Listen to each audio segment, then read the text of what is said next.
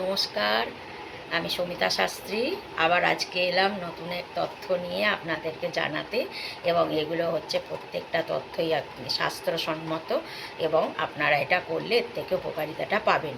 তার জন্য আপনাদের পাথর, তাবিজ, কবচ কিচ্ছু কেনবার দরকার নেই।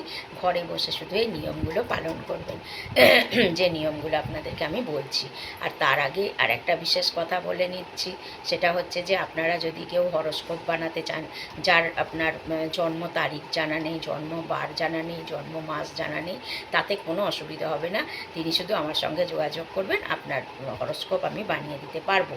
আর দ্বিতীয়ত হচ্ছে যে আপনারা যদি বলেন যে হাত দেখাবেন, হাত দেখিয়েও কিন্তু আপনারা আপনার জন্ম তারিখের যা যা প্রয়োজনীয়তাটা আছে সব কিছু আপনারা হাত দেখিয়েও জেনে নিতে পারবেন। কারণ হাতটা আপনি জন্ম থেকে নিয়ে জন্মেছেন, তারিখটা যেমন নিয়ে জন্মেছেন, কিন্তু তারিখের গড়বড় হতে পারে ডাক্তারের বলার ভুলে বা ডাক্তারের করার ভুলে বা যে কোনো কারণে, কিন্তু হাতের কোনো ভুল হবে না, কারণ ওটা ভগবান দত্তা, ভগবান তাকে সেই হাতখানা দিয়ে পাঠিয়েছে। তা হাতের রেখাটার থেকে বাস্তব সত্য আর কিছু হতে পারে না।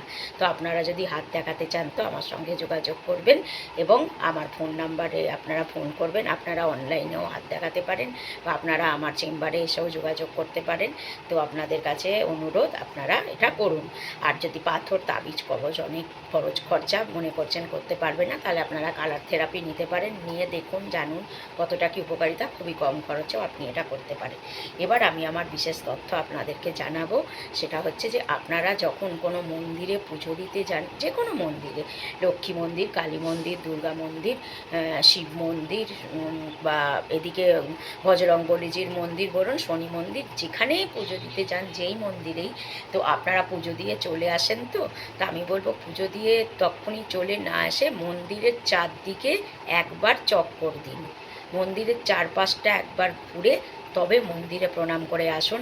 আপনি যেটুকুনি পুণ্য অর্জন করবেন তার দ্বিগুণ পুণ্য অর্জন করবেন যদি মন্দিরের চারদিকে একবার ঘুরে মন্দির পরিক্রমা করে আসতে পারেন। তো এটা আপনাদেরকে সবচেয়ে বড় টিপস জানালাম।